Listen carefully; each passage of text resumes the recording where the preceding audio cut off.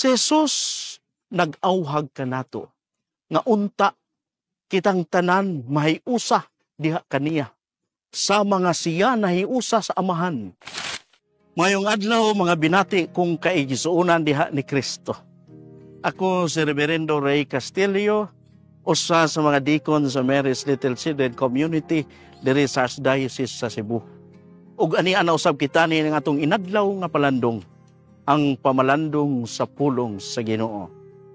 Karon adlaw nga Miyerkules, ug ang atong ebanghelyo kinutlo sa ebanghelyo ni San Juan, kapitulo 17, bersikulo 11 ngadto sa 19, ug sumpay kini sa atong ebanghelyo kagahapon.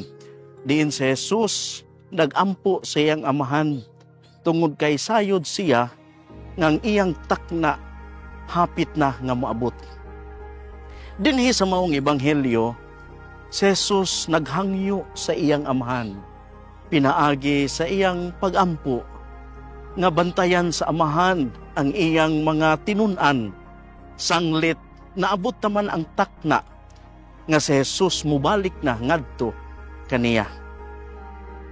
Diri atong makita kung unsa kalawom ang relasyon ni Jesus ngadto sa iyang mga tinun-an. Iyang gitinguha nga bisan paman nga mubiya siya sa iyang mga tinun-an. Iyang giampo sa amahan nga dili unta sila pasagdan ug anaa kanunay ang panaghiusa. Unsa may atong makuha nining maong pagtulunan nga gipakita ni Jesus dinhi sa atong ebanghelyo karon.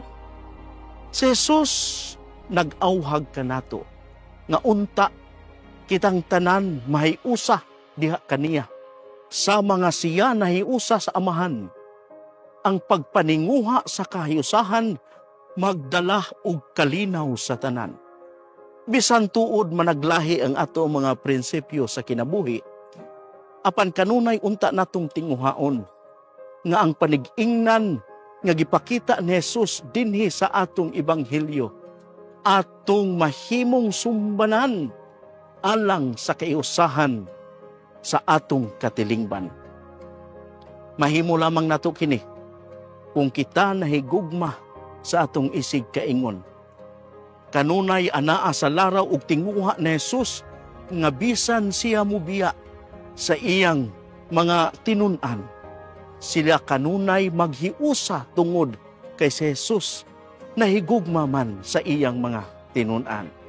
Nga sa ato pa di ay ang gugma mo'y tinugdan sa pangandoy ni Jesus nga ang iyang mga tinun-an mahiusa kanunay. Kung kita nangandoy og kahiusahan diha sa atong katilingban, labi na diha sulod sa atong panimalay, kinahanglan kini mugamot diha sa gugma. Kay kung dunay gugma, adunay panaghiusa. Kung adunay panaghiusa, adunay kalinaw. Amen.